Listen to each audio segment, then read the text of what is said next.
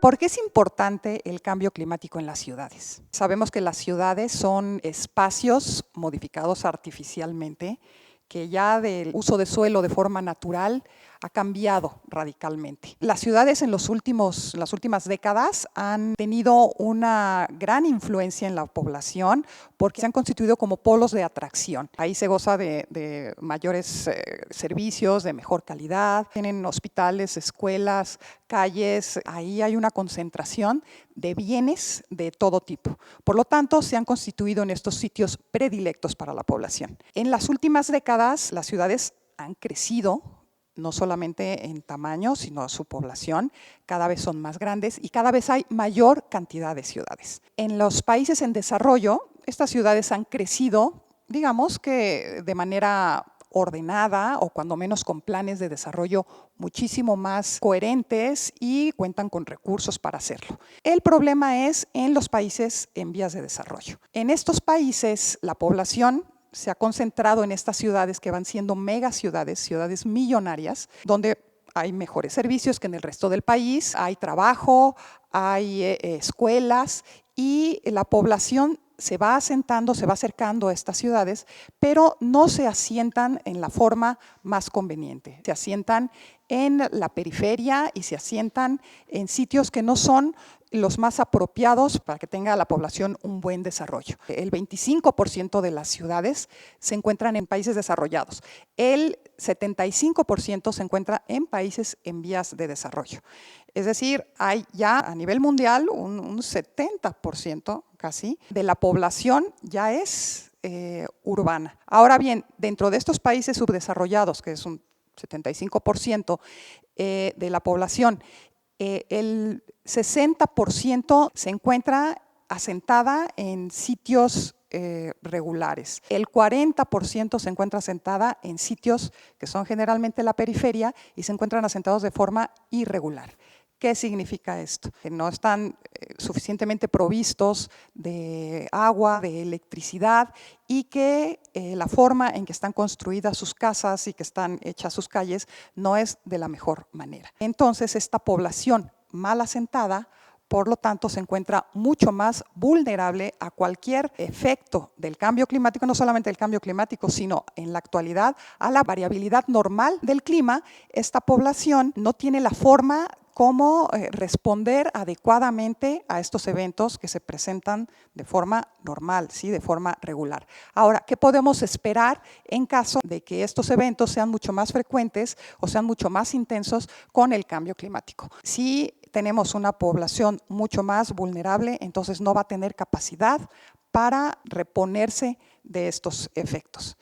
Ahora bien, los desastres, ¿sí?, que suceden en las ciudades, principalmente en las ciudades del mundo, son las inundaciones seguidas por las olas de calor. En los últimos años, esto ha aumentado drásticamente, las ciudades se encuentran mucho más vulnerables a esta presencia de estos eventos extremos. Ahora bien, las ciudades no solamente están esperando este cambio del clima, las ciudades en sí ya pueden generar, ellas por la forma en que están construidas, por los materiales en que se encuentran construidos, ya pueden generar un cambio climático a nivel local. Nos estamos refiriendo, por ejemplo, a los efectos de la isla de calor o a los efectos de la intensidad de la precipitación. Entonces, lo que vamos a tener es un cambio climático a nivel global, funcionando como un combo con el cambio climático a nivel local. ¿Cómo funciona o cómo no funciona esta combinación?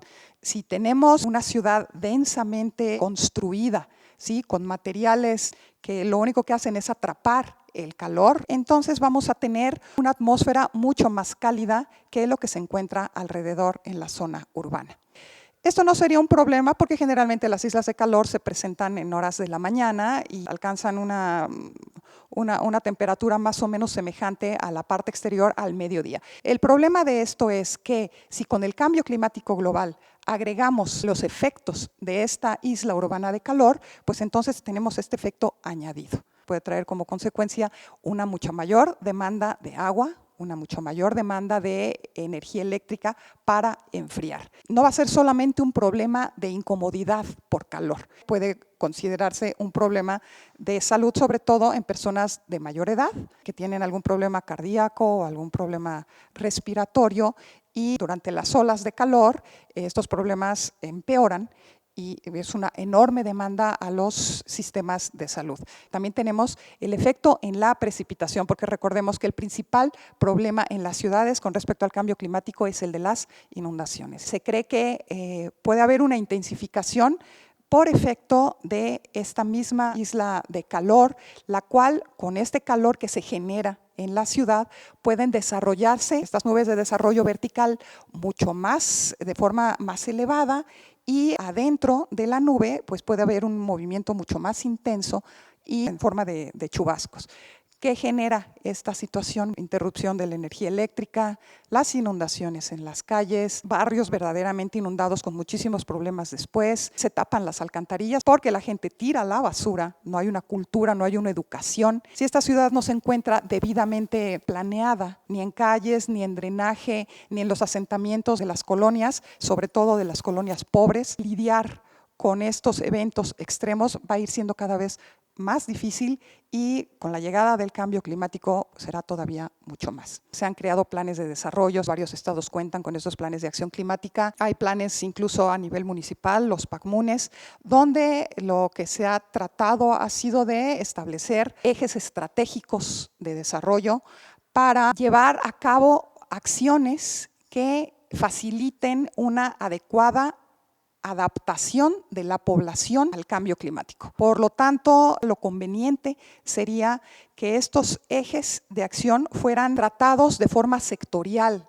que la ciudad pudiera ser separada según las características de la urbanización, según las características de la población. No podemos generalizar y decir que se tienen que llevar a cabo todos estos planes tratando a la población del centro de la ciudad exactamente igual a la población de la periferia. Tiene que haber un conocimiento mucho más preciso de las características de la población en cada uno de estos sectores y cuáles son además las características del espacio físico y también qué desastres suceden en cada una de estas partes de la ciudad para entonces sí llevar a cabo estos programas que sean eficientes. Ha habido algunas propuestas que son muy bien intencionadas y que darían resultado quizá no en una población como sobre la que estuvieron tratando. Es decir, hay muchas de las propuestas que se hacen tienen que ver con enorme uso de la cantidad de agua y resulta que hay ciudades que no tienen esta disponibilidad de agua, entonces no es posible llevarlas a cabo tal cual.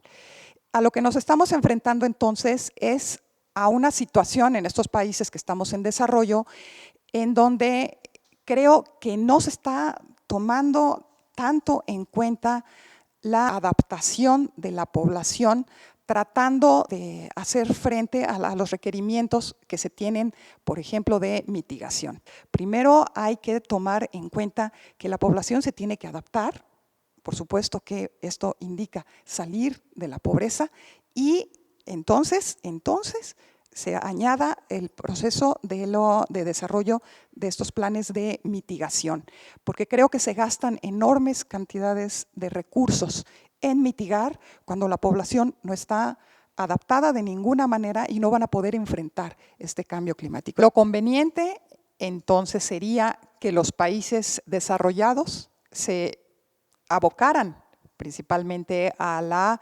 mitigación y los países en vías de desarrollo preferentemente a la adaptación.